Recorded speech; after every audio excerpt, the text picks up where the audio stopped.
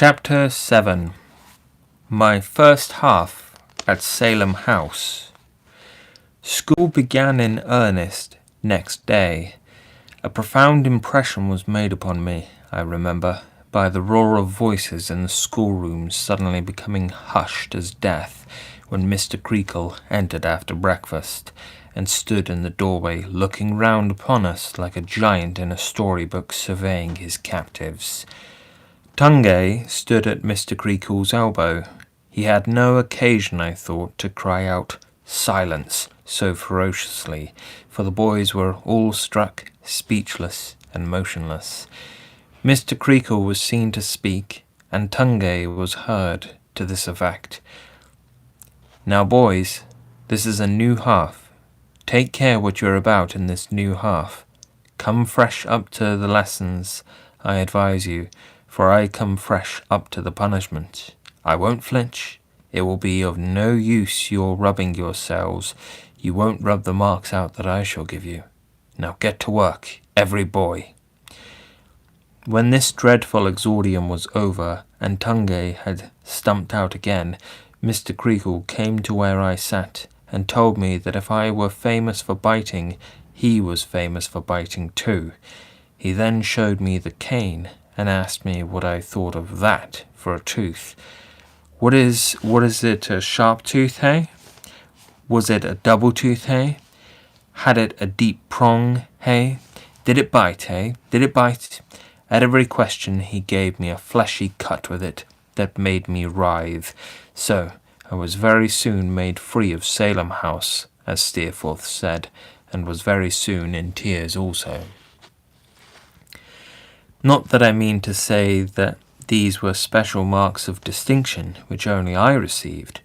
On the contrary, a large majority of the boys, especially the smaller ones, were visited with similar instances of notice as Mr. Creakle made the round of the schoolroom. Half the establishment was writhing and crying before the day's work began, and how much of it had writhed and cried before the day's work was over, I am really afraid to recollect, lest I should seem to exaggerate.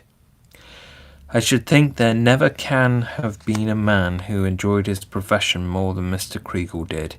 He had a delight in cutting at the boys which was like the satisfaction of a craving appetite. I am confident that he couldn't resist a chubby boy especially, that there was a fascination in such a subject which made him restless in his mind until he had scored and marked him for the day. I was chubby myself, and ought to know. I am sure when I think of the fellow now, my blood rises against him with the disinterested indignation I should feel if I could have known all about him without having ever been in his power. But it rises hotly, because I know him to have been an incapable brute who had no more right to be possessed of the great trust he held than to be Lord High Admiral or Commander-in-Chief, of either of which capacities it is probable that he would have done infinitely less mischief.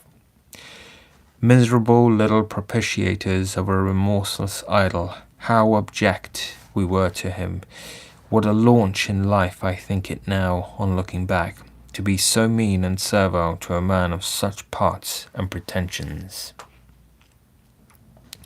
Here I sit at the desk again, watching his eye, humbly watching his eye as he rules a ciphering book for another victim whose hands have just been flattened by that identical ruler, and who is trying to wipe the sting out with a pocket handkerchief. I have plenty to do. I don't watch his eye in idleness, but because I am morbidly attracted to it, in a dread desire to know what he will do next, and whether it will be my turn to suffer, or somebody else's. A lane of small boys beyond me, with the same interest in his eye, watch it too. I think he knows it, though he pretends he don't. He makes dreadful mouths as he rules the ciphering book, and now he throws his eyes sideways down our lane, and we all droop over our books and tremble. A moment afterwards we are again eyeing him, an unhappy culprit, found guilty of imperfect exercises, approaches at his command. The culprit falters, falters excuses and professes a determination to do better tomorrow. Mr. Creakle cuts a joke before he beats him, and we laugh at it. Miserable little dogs, we laugh with our visages as white as ashes and our hearts sinking into our boots. Here I sit at the desk again on a drowsy summer afternoon. A buzz and hum go up around me as if the boys were so many blue bottles. A cloggy sensation of the lukewarm fat of meat is upon me. We dined an hour or two ago, and my head is as heavy as so much lead. I would give the world to go to sleep. I sit my eye on Mr. Creakle, blinking at him like a young owl, when sleep overpowers me for a minute. He still looms. I can't see him. The window, at a little distance from which I know he is having his dinner, stands for him, and I eye that instead. If he shows his face near it, feeling that the bull has bounded on to Mr. Crinkle's sacred head. The bull, rather. Poor Traddles, in a tight sky-blue suit that made very honourable, Traddles was, and held it as a solemn duty in the boys to stand by one another. He suffered for this on several occasions, and particularly once when Steerforth laughed in church, and the beadle thought it was Traddles, and Creakle equal to Emily in point of beauty, and I didn't love her, I didn't dare, but I thought her a young lady of extraordinary attractions, and in point of gentility not to be surpassed. All her heart. Mr. Sharp and Mr. Mell were both notable personages in my eyes, but Steerforth was to them what sun was to 2 stars. Steerforth continued dance cemented the intimacy between Steerforth and me in a manner that inspired me with great pride and satisfaction, though it sometimes led to inconvenience. It happened on one occasion, the observation that something or somebody, I forget what now, was like something or somebody in Peregrine Pickle. He said nothing at the time, but when I was going to bed at night, asked me if I had got that book. I told him no, and explained how it was that I had read it, and all those other books of which I have made mention. "And do you recollect them?" Steerforth said. "Oh, yes," I replied. I had a good memory, and I believed I recollected them very well. "Then I tell you what, young Copperfield," said Steerforth. "You shall tell them to me. I can't get to sleep very early at night, and I generally wake rather early." And we commenced carrying it into execution that very evening. What ravages I committed on my favourite authors in the course of my interpretation of them, I am not in a condition to say, and went a long way. The drawback was that I was often sleepy at night, or out of spirits and indisposed to resume the story, and then it was rather hard work, and it must be done, for to do a Scheherazade long story before the getting up bell rang. But Steerforth was resolute, and as he explained to me, in return, my sums and exercises, and anything, I look back on these trifles now with an aching heart. Steerforth was considerate too, and showed his consideration in one particular instance in an unflinching manner that was a little slip wine. This treasure, as in duty bound, I laid at the feet of Steerforth, and begged him to dispense.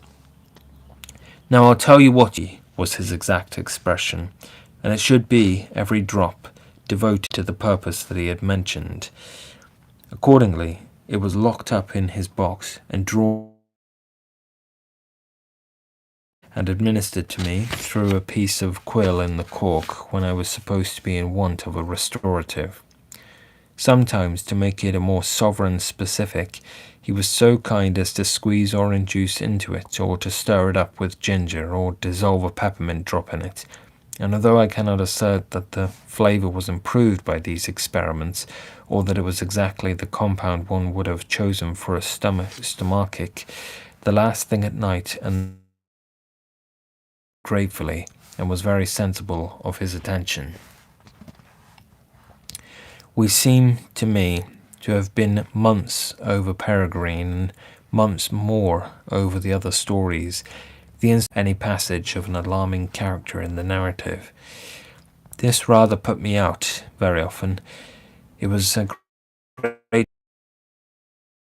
and that he couldn't keep his teeth from chattering whenever mention was in Madrid. Counterfeited such an ague of terror that he was overheard by Mr. Creakle, who was prowling about the passage, and handsomely flogged for the kind of plaything in my room, and the consciousness that this accomplishment of mine was bruited about among the boys, and attracted a good deal of notice. They could no more do that to advantage than anyone could do anything to advantage in a life of constant misfortune, torment, and worry. But my little vanity and Steerforth, I was much assisted by Mr. Mell, who had a liking for me that I am to remember. It always gave me pain to observe that Steerforth treated systematic disparagement and seldom lost an sea, and I was always afraid that Steerforth would let it out and bit him with it. We little thought, any one of us, I dare say, when I ate my breakfast that first morning, being Saturday. But as noise in the playground would have disturbed Mr. Creakle, and the weather was not favourable for going out walking, we were ordered into school in the afternoon, and so Mr. Mell, who always did the drudgery, whatever it was, kept school by himself. If I could associate the idea of a bull or a bear with any one so mild as Mr. Mell, I should think of him in connection with that afternoon when the uproar was at its height, as of one of those animals baited by 1,000 dogs. I recall him bending. Steerforth's place was at the bottom of the school at the opposite end of the long room. He was lounging with his back against the wall and his hands in his pockets, and looked at Mr. Mell with his mouth in his pockets, and looked at Mr. Mell with his mouth shut up as if he were whistling when said Mr. Mell. "Silence yourself," said Steerforth, turning red. "Whom are you talking to?" "Sit down," said Mr. Mell. "Sit down yourself," said Mr. Mell.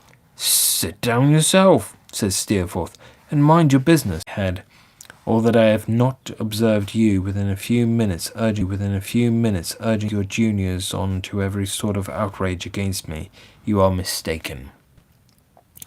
I don't give—" Here somebody cried out, "Shame, J. Steerforth! Too bad!" It was Traddles, whom Mr. Mell instantly discomfited by bidding him hold his tongue.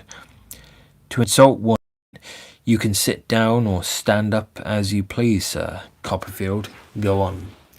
"Young Copperfield," said Steerforth, coming forward up the room.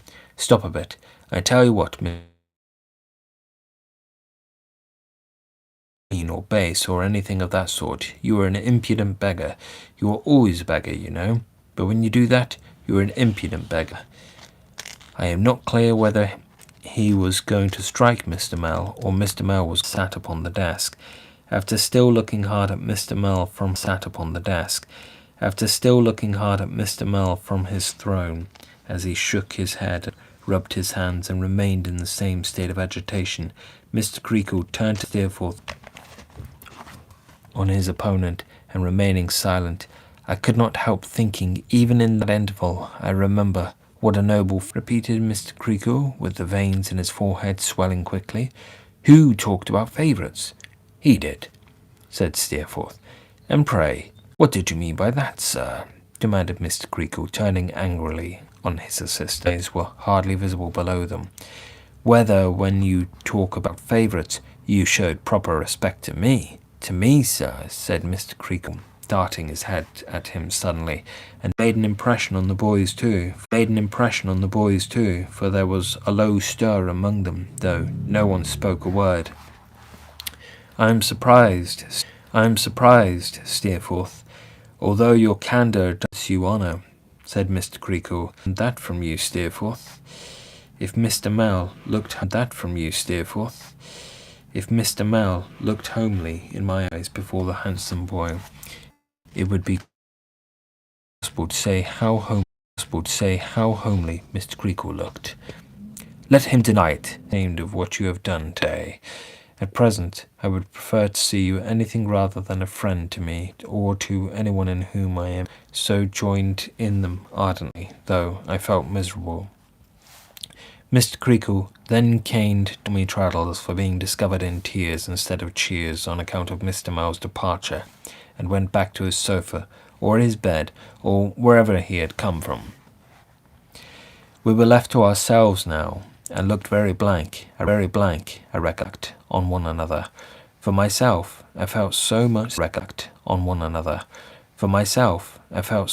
self-reproach and contrition, said he was glad he had caught it. Poor Traddles, who had passed the stage of lying with his head upon the desk and was relieving himself as usual with a burst of skeletons, said he didn't care. Mr. Moy,